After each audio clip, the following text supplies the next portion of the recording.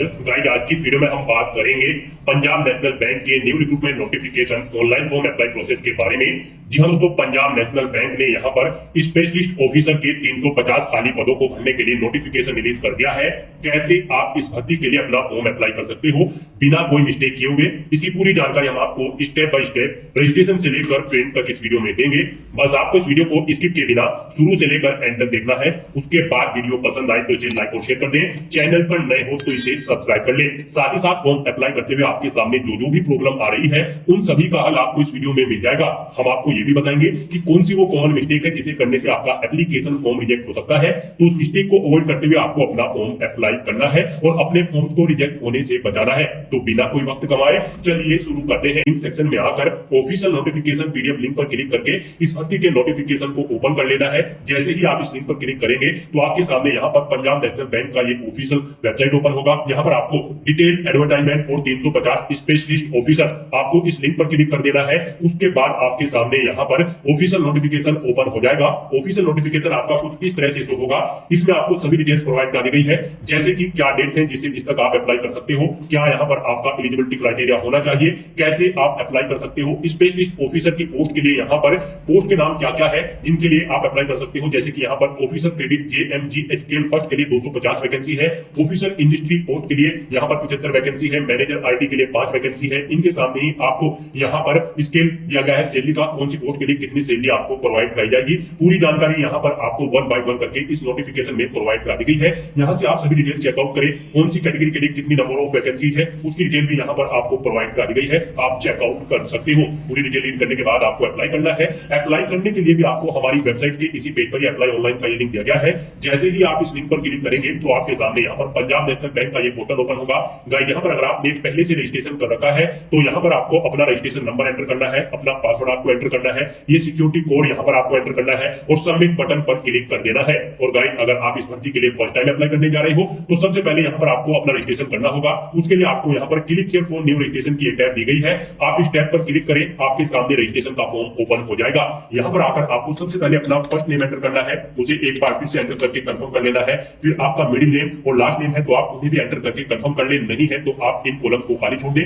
उसके बाद यहाँ पर आपको अपना 10 डिजिट का मोबाइल नंबर एंटर करना है, फिर उसे आपको यहाँ पर कंफर्म कर लेना है। अल्टरनेट कोई मोबाइल नंबर है तो वो आप एंटर कर दें, नहीं है तो इस कॉलम को खाली छोड़ दें। उसके बाद यहाँ पर आपको अपनी ईमेल आईडी के शुरू के कैरेक्टर एंटर करने हैं और सेकंड कॉलम में से आपको डोमेन नेम सेलेक्ट कर लेना है जिस पर आपकी ईमेल आईडी है। उसके बाद यहाँ पर आपको अपनी कंप्लीट ईमेल आईडी एंटर कर देनी है। फिर आपको ये कैप्चा कोड यहाँ पर एंटर करना है और उसके बाद गाइस आपको सेव एंड नेक्स्ट ऑप्शन पर क्लिक कर देना है। उसके बाद आपके सामने कुछ इस तरह से इंटरफेस होगा। यहाँ पर आपको एक रजिस्ट्रेशन नंबर और पासवर्ड प्रोवाइड कर दिया गया है। ये रजिस्ट्रेशन नंबर और पासवर्ड आपके रजिस्टर्ड मोबाइल नंबर और ईमेल आईडी पर भी सबमिट किए गए हैं। आपको इन्हें केयरफुली नोट डाउन करके रख लेना है फ्यूचर यूज के लिए। और यहाँ पर अब आपको अपना फोटो अपलोड करना है और सिग्नेचर अपलोड करने हैं और अपना फोटो यहाँ पर आपको कैप्चर करना है। इनके लिए आपको गाइडलाइन दी गई है, guideline for scanning the photograph and signature. आप इस लिंक पर क्लिक करें, आपके सामने पीडीएफ ओपन होगी। यहाँ पर आपका जो फोटोग्राफ है वो 4.5 सेंटीमीटर इंटू 3.5 सेंटीमीटर में होना चाहिए। 200 इंटू 230 पिक्सल उसकी डायमेंशन होनी चाहिए पिक्सल में। और यहाँ पर उसका साइज 20 केबी से 50 केबी के बीच में होना चाहिए, जेपीजी या फिर जेपीईजी फॉर्मेट में। और सिग्नेचर आपकी 140 इंटू 60 पिक्सल में डायमेंशन उनका होना चाहिए। साइज उनका 10 केबी से 20 केबी के बीच में होना चाहिए और आपकी डॉक्यूमेंट जेपीजी या फिर जेपीईजी फॉर्मेट में होने चाहिए। तो यहाँ पर अब आपको चूज फाइल बटन पर क्लिक करना है, फाइल को सिलेक्ट करना है और अपना फोटो यहाँ पर अपलोड कर देना है। ऐसे ही आपको सिग्नेचर अपलोड करने के लिए चूज फाइल बटन पर क्लिक करना है, अपने सिग्नेचर को सिलेक्ट करना है और उन्हें यहाँ पर अपलोड कर देना है। फोटो कैप्चर करने के लिए आपको कैप्चर फोटो इस ऑप्शन पर क्लिक करना है और वेब कैमरा के थ्रू आपको अपना फोटो कैप्चर कर लेना है अपने लैपटॉप पर या फिर कंप्यूटर पर। और यहाँ पर गाइड फोटो कैप्चर करते समय आपके सामने कुछ प्रॉब्लम फेस हो सकती है। आपके कमरे में जहां पर आप अपना फोटो कैप्चर कर रहे हो उसमें प्रॉपर लाइट होनी चाहिए और आपका फेस यहाँ पर क्लियर शो होना चाहिए, तभी आपका फोटो कैप्चर होगा। और अगर आप वेब कैमरा के थ्रू फोटो कैप्चर नहीं करना चाहते हैं तो आप मोबाइल फोन के थ्रू इस QR कोड को स्कैन करके भी अपना फोटो यहाँ पर कैप्चर कर सकते हैं। आप क्लिक हियर टू स्कैन इस ऑप्शन पर क्लिक करें, ये बार कोड आप स्कैन करें अपने मोबाइल फोन से और फिर आप अपना लाइव फोटो यहाँ पर कैप्चर कर ले इसको QR कोड को स्कैन करने के बाद। इस तरह से यहाँ पर अपना फोटो सिग्नेचर अपलोड करने के बाद आपको इस पेज को नीचे स्क्रॉल डाउन करना है, इन दोनों चेकबॉक्सेस को आपको ओके करना है और फिर आपको नेक्स्ट ऑप्शन पर क्लिक कर देना है।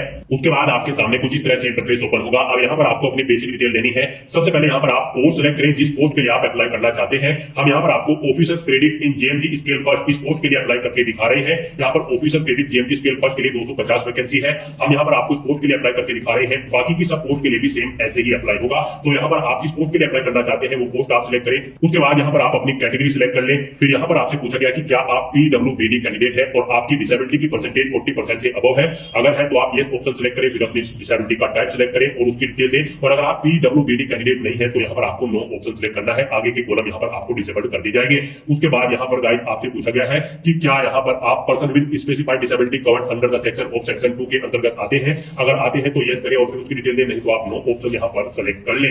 फिर यहाँ पर आपसे पूछा गया है कि आप किस रिलीजन से बिलोंग करते हैं, आप अपना धर्म यहाँ पर सिलेक्ट करें। उसके बाद यहाँ पर आपसे पूछा गया कि क्या आप रिलीजियस माइनॉरिटी कम्युनिटी के अंतर्गत आते हैं, अगर आते हैं तो यस करें, नहीं तो नो ऑप्शन सेलेक्ट करें। उसके बाद आपसे पूछा गया कि क्या आप एक सर्विसमैन है, अगर है तो यस करें और फिर उसकी डिटेल दें, नहीं है तो आप नो ऑप्शन सेलेक्ट करें। उसके बाद आपको यहाँ पर अपनी नेशनलिटी या फिर सिटीजनशिप सेलेक्ट कर लेनी है, इंडियन। उसके बाद यहाँ पर आपको अपनी 2 आईडी कार्ड डिटेल देनी है। यहाँ पर आप फर्स्ट आईडी कार्ड में पैन कार्ड, वोटर आईडी या फिर आधार, इनमें से कोई एक ऑप्शन सेलेक्ट करें, उसका नंबर दे। आईडी कार्ड 2 में यहाँ पर आप अपनी दूसरी आईडी सेलेक्ट करें, पैन कार्ड, वोटर या फिर आधार, आप उसका नंबर यहाँ पर एंटर करें। फिर यहाँ पर आपको अपना एग्जामिनेशन स्टेट सेलेक्ट करना है, जिस स्टेट में आप एग्जाम में पार्टिसिपेट करना चाहते हैं आप स्टेट सेलेक्ट करें। फिर एग्जाम सेंटर यहाँ पर आप सेलेक्ट करें, उस स्टेट के अकॉर्डिंग यहाँ पर आप अपनी एग्जाम सिटी सेलेक्ट कर लें। उसके बाद यहाँ पर आपको अपनी डेट ऑफ बर्थ सेलेक्ट करनी है। उसके बाद यहाँ पर आपको अपना जेंडर देना है। फिर आपसे पूछा गया कि क्या आपके जुड़वा भाई बहन है, अगर है तो यस करें और फिर उनका नाम दें और जेंडर सेलेक्ट करें, नहीं है तो आप नो ऑप्शन सेलेक्ट कर लें। उसके बाद यहाँ पर आपको अपना मैरिटल स्टेटस सेलेक्ट करना है, आप मैरिड हो, अनमैरिड हो या फिर विडो। फिर यहाँ पर आपको अपने फादर का नाम एंटर कर देना है।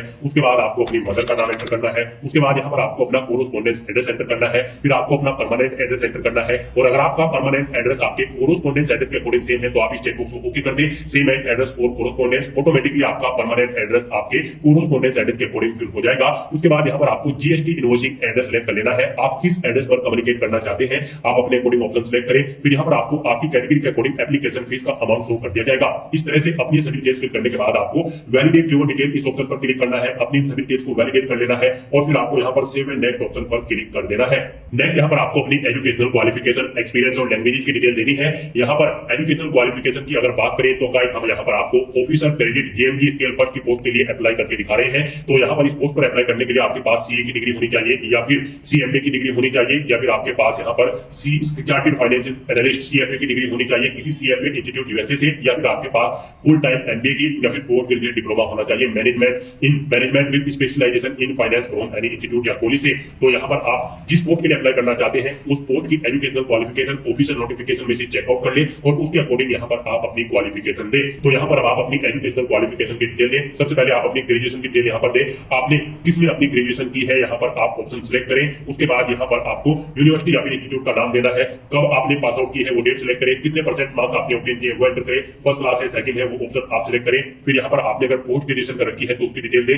प्रोफेशनल कोई क्वालिफिकेशन आपके पास है जैसे कि सीए या फिर सीएमए, आप यहाँ पर उसकी डिटेल दे सकते हैं। सीए अगर आपके पास है तो फिर आप यहाँ पर यूनिवर्सिटी या फिर इंस्टीट्यूट का नाम दें जिससे आपने अपना ये प्रोफेशनल क्वालिफिकेशन की है, फिर आपने कब पास आउट की है वो डेट सिलेक्ट करें। उसके बाद यहाँ पर अगर आपके पास कोई और सर्टिफिकेट है तो उसकी डिटेल दे सकते हैं, अगर कोई डिग्री है तो उसकी डिटेल आप प्रोवाइड करा सकते हैं। फिर यहाँ पर आपको अपना एक्सपीरियंस देना है। एक्सपीरियंस देते हुए यहाँ पर आपको सबसे पहले अपना नाम देना है, फिर डेजिग्नेशन देनी है, किस डेजिग्नेशन पर आप कार्यरत थे, कब से कब तक आप कार्यरत थे वो डेट यहाँ पर आप सिलेक्ट करें। फिर नेचर ऑफ ड्यूटी दे, अगर जॉब छोड़ चुके हैं तो उसे छोड़ने का कारण दे। इन डेट के अकॉर्डिंग यहाँ पर आपके ईयर ऑफ एक्सपीरियंस कैलकुलेट होकर आ जाएंगे, कितने टाइम का आपको एक्सपीरियंस है, एक से ज्यादा जगह वर्किंग एक्सपीरियंस है तो यहाँ पर आप एड ऑप्शन पर क्लिक करें, एक और सेम ऐसी ही वो यहाँ पर ऐड हो जाएगी, उसमें आप अपने एक्सपीरियंस की डिटेल प्रोवाइड करा दें। और अगर किसी पोस्ट के लिए एक्सपीरियंस रिक्वायर्ड नहीं है तो यहाँ पर आप इस सेक्शन को खाली छोड़ सकते हैं। उसके बाद यहाँ पर आपको लैंग्वेज की डिटेल देनी है, यहाँ पर आपको कम से कम हिंदी लैंग्वेज आनी जरूरी है, उसे आपको रीड राइट और स्पीक आना जरूरी है। उसके बाद आप जो भी लैंग्वेज जानते हैं उसकी डिटेल यहाँ पर प्रोवाइड करा सकते हैं। इस तरह से अपनी एजुकेशनल क्वालिफिकेशन, एक्सपीरियंस और लैंग्वेज की डिटेल प्रोवाइड कराने के बाद गाइस आपको